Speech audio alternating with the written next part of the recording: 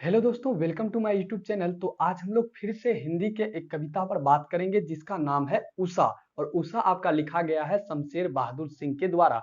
इससे पहले हम लोग ने पुत्र वियोग पर बहुत ही अच्छी प्रकार से हिंदी अर्थ उसका समझ गए। और आज जो हम लोग पढ़ने वाले हैं वो पढ़ने वाले हैं हम लोग उषा को। किसको पढ़ने वाले हैं?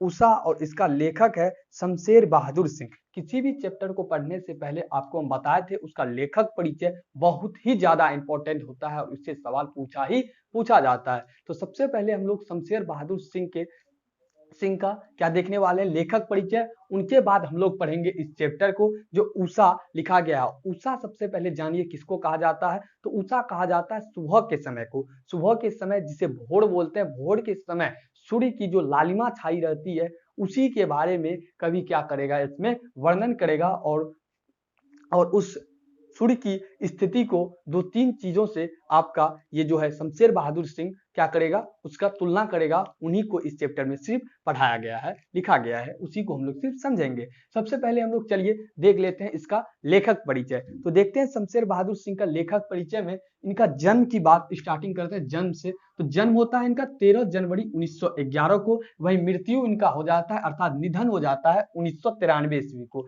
याद रखिएगा, जन्म होता है 13 जनवरी 1911, वहीं निधन 1993। माता पिता की बात करें तो माता का नाम इनका रहता है प्रभुदेई एवं पिता का नाम रहता है क्या, तारीफ सिंह। माता का नाम प्रभुदेई एवं पिता का नाम तारीफ सिंह। ठीक है। पारिवारिक जीवन की बात करें तो पारिवारिक जीवन इसका बहुत ही कष्टमय रहा है। तो इनकी पारिवारिक जीवन में इनका सबसे पहले 1929 में क्या होता है, धर्म देवी के साथ विवाह होता है। याद रखिएगा इनके पत्नी का नाम क्या रहता है, धर्म देवी। 1929 में शादी होता है, इसलिए इसमें टिक लगाया हुआ है, याद कर लीजिएगा बहुत ही अच्छी प्रकार से वीवीआई के तौर पर। क्या शमशेर बहादुर सिंह का शादी कब होता है? तो 1929 को किसके साथ, धर्म देवी के साथ। 1929 में धर्म देवी के साथ इनका विवाह होता है। वही 1933 में पत्नी की क्या हो जाता है, मृत्यु हो जाता है। उनके बाद परिवार विहीन हो जाता है। इसलिए कहा जाता है शमशेर बहादुर सिंह का जो पारिवारिक स्थिति रहता है वो बहुत ही कष्टमय रहता है, क्योंकि 1929 में धर्म देवी के साथ विवाह होता है, 1933 में क्या होता है, इनकी पत्नी का मृत्यु हो जाता है। बात करें 1981 से 85 तक, तो 1981 से 85 तक शमशेर बहादुर सिंह प्रेमचंद सृजनपीठ विक्रम विश्वविद्यालय उज्जैन के अध्यक्ष थे। याद रखिएगा, 81 से 85 तक में प्रेमचंद सृजनपीठ विक्रम विश्वविद्यालय उज्जैन के अध्यक्ष रहते हैं। 1978 में सोवियत रूस की यात्रा करते हैं। बहुत ही इंपॉर्टेंट सवाल बन जाता है, क्या शमशेर बहादुर सिंह सोवियत रूस की यात्रा कब किया था? याद रखेंगे, सोवियत रूस की यात्रा जो शमशेर बहादुर सिंह किया था 1978 ईस्वी में। उसके बाद बात करते हैं हम लोग कृतियां यहाँ बहुत सारा दिया गया है, लेकिन कुछ में वीवीआई लगा है, उसको तो याद रखना जरूरी है, अन्यथा सबको ध्यान में रखना है। देखिए, कृतियां की बात करें तो ये 32-33 में लिखना आरंभ करता है। कब करता है लिखना आरंभ करता है? 32-33 में। तो सबसे पहले लिखता है दूसरा सप्तक 1951 में। उनके बाद कुछ और कविताएं 1961 में। देखिए, कविता का नाम है कुछ कविताएं नहीं, ठीक है, कुछ कविताएं, कुछ और कविताएं। चुका भी हूं मैं 1975 में। इतने पास अपने, बहुत ही इंपॉर्टेंट है, देखिए वीवीआई लगा हुआ है, इतने पास अपने। उनके बाद उदिता लिखता है बात बोलेगी काल तुझसे होड़ है मेरी, बहुत ही इंपॉर्टेंट, वहां भी टिक लगाया गया है। मेरी टूटी हुई बिखरी हुई। उनके बाद कहीं बहुत दूर से सुन रहा हूं, सुकून की तलाश, बहुत ही वीवीआई, और सुकून की तलाश आपका गजल है। प्रतिनिधि कविता है। आप जितना भी यहाँ कविता, जितना भी कीर्ति को देखे वो सभी आपका कविता था। याद रखिएगा, जितना भी यहाँ कीर्ति दिया गया है वो सभी आपका कविता है। क्या क्या था एक बार फिर से सुनिए, दूसरा सप्तक, कुछ कविताएं, कुछ और कविताएं। चुका भी नहीं हूं मैं, इतने पास अपने, उदिता, बात बोलेगी, काल तुझसे होड़ है मेरी टूटी हुई बिखरी हुई, कहीं बहुत दूर से सुन रहा हूं, सुकून की तलाश। देखिए, बुक में भी यही दिया गया है, आप बुक से भी नोट कर सकते हैं, अन्यथा आप यहाँ से भी नोट्स कर सकते हैं स्क्रीनशॉट के माध्यम से। अगर आप स्क्रीनशॉट नहीं ले सकते हैं तो डिस्क्रिप्शन में दिए गए लिंक से टेलीग्राम ज्वाइन कीजिए, वहां पर आपको इसका पीडीएफ कॉपी नोट्स मिल जाएगा। डिस्क्रिप्शन में दिए गए लिंक से अगर टेलीग्राम नहीं जुड़ सकते हैं तो जो चैनल का नाम है matric and inter coaching centre PK, उसको जाके टेलीग्राम पर सर्च कीजिए। जो चैनल का लोगो सक्सेस का लगा वही लोगो मिलेगा, आप वहां ज्वाइन कीजिए, आपको वहां आसानी से इसका पीडीएफ मिल जाएगा।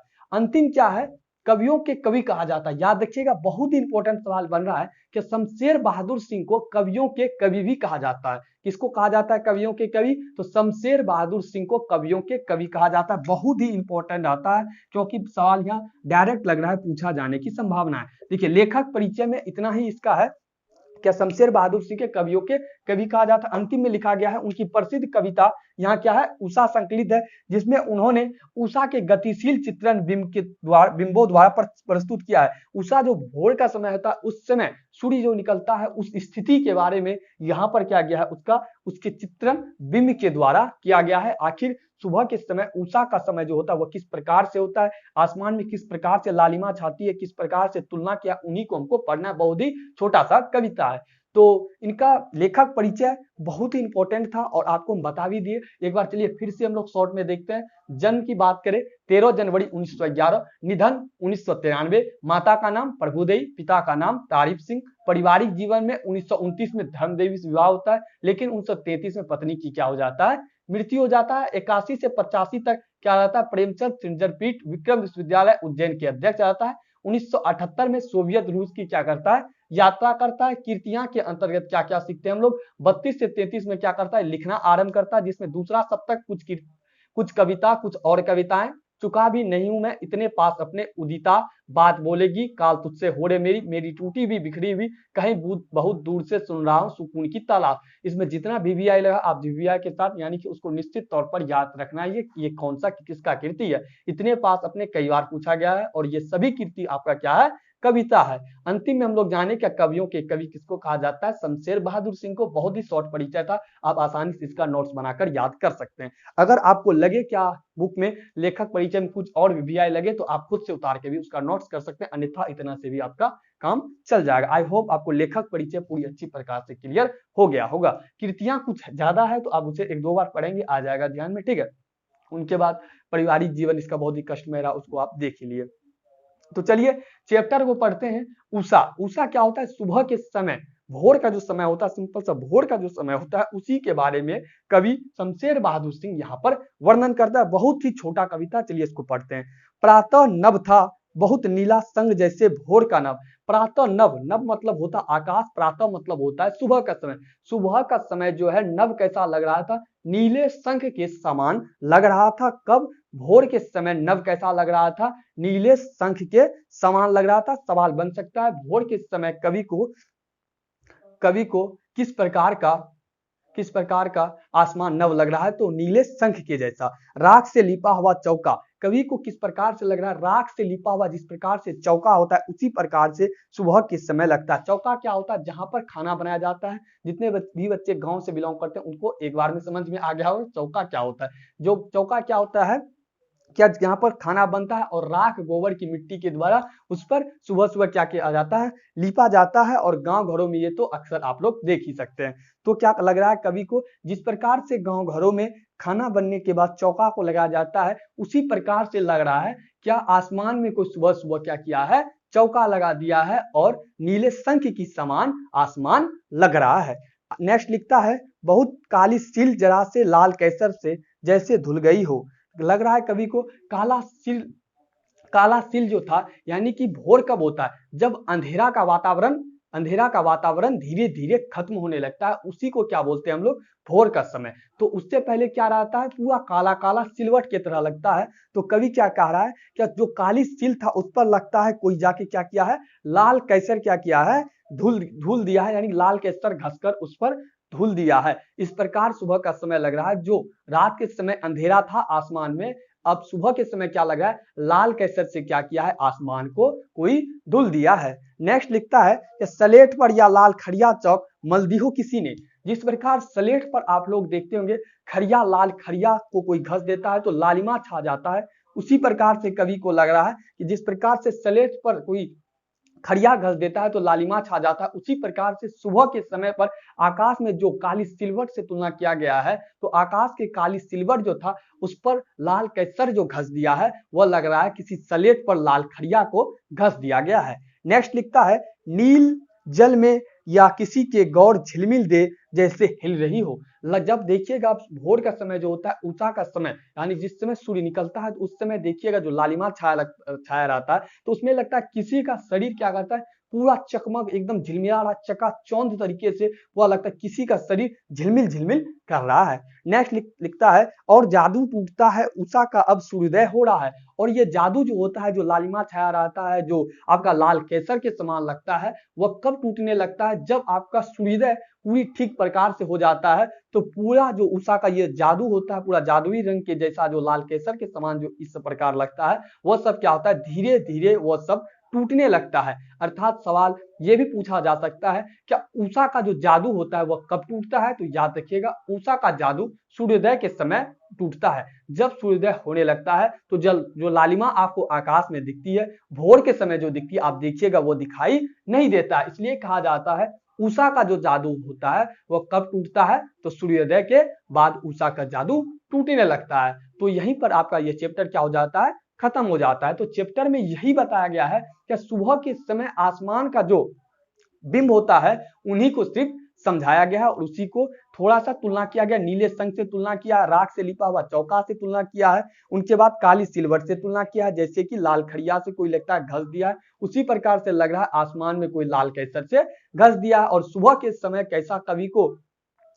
समय कवि को प्रातः नभ कैसा लग रहा है, तो नीले शंख के समान जैसा लग रहा है, लगता है कोई उस पर राख से लिप दिया है। ठीक उसी प्रकार से आसमान में लगता है कोई लालिमा राख से कोई लिप दिया है। और जिस प्रकार हम लोग स्लेट पर खल्ली को घसते हैं या खड़िया को घसते हैं लाल हो जाता है, ठीक उसी प्रकार से लग रहा है कि आसमान में कोई खड़िया को घस दिया है। अंतिम में क्या लिखता है, क्या उसमें लगता है किसी का गौर देह होता है वो पूरी ठीक प्रकार से झिलमिला रहा है और कह रहा है सबसे अंतिम पंक्ति में, क्या कवि क्या ये जादू कब टूटता है? तो सूर्योदय के समय ये जादू जो उषा का होता है, जो लालिमा की तरह पूरा चारों तरफ छाया रहता है, पूरा झिलमिलाता है, जब ये सूर्य पूरी तरह से उग जाता है सूर्योदय के समय ये जादू धीरे धीरे टूट जाता है। यही आपका कविता था, इनका मीनिंग यही था। और जहां तक आती है प्रश्न उत्तर की बात, तो प्रश्न उत्तर के लिए आपको हम पहले भी उस वीडियो में बताया है कि प्रश्न उत्तर की चिंता आप लोगों को छोड़ देना है। 2 से 3 वीडियो में आपका पूरी प्रश्न उत्तर को क्लियर करा देंगे। तो वो वीडियो देखने के लिए चैनल को सब्सक्राइब कर ले, बगल में बेल आइकन को उस पर ऑल को सेट कर दें ताकि आने वाली सभी वीडियो का नोटिफिकेशन मिलता रहे।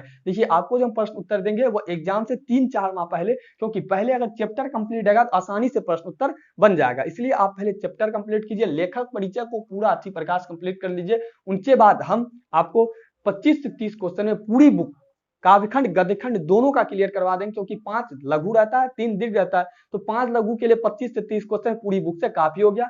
सबका जरूरी नहीं है पढ़ना, क्योंकि सबका हमको उतना जरूरी नहीं है। पूरा चैप्टर से अगर सवाल बनाएंगे 150-200 हो जाए, 150-200 नहीं पढ़ना है आपको सवाल, मात्र 25-30 में पूरा क्लियर हो जाएगा। अब अदर सब्जेक्ट जो आर्ट्स से है तो आर्ट्स के लिए भी हम पढ़ाते हैं, तो आप चैनल को ज्वाइन कर सकते हैं। अन्यथा आप अदर सब्जेक्ट पर ध्यान दीजिए, आप सिर्फ लेखक परिचय कंप्लीट कीजिए, उनके बाद हम पर छोड़ दीजिए, आपका आसानी से हिंदी हम क्लियर करवा देंगे। व्याकरण की जब क्लास लेंगे तो उसमें भी आपको व्याकरण में किसी प्रकार की दिक्कत नहीं होने देंगे।